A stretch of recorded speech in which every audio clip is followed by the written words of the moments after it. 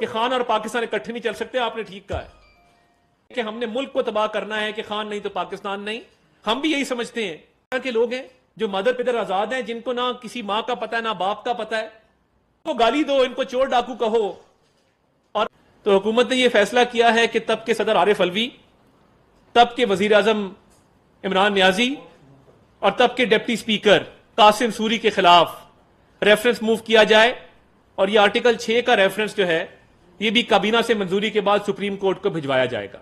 जो जराइम की फहरिस्त है यह इतनी बड़ी है कि आप असेंबली तोड़ते हैं और आपको कोई नहीं पूछता और आइन की खिलाफ वर्जी करते हैं। तो इन तीनों अशखास के खिलाफ यह फैसला किया गया है, काबीना से मंजूरी के बाद यह मामला सुप्रीम कोर्ट को रेफर किया जाएगा।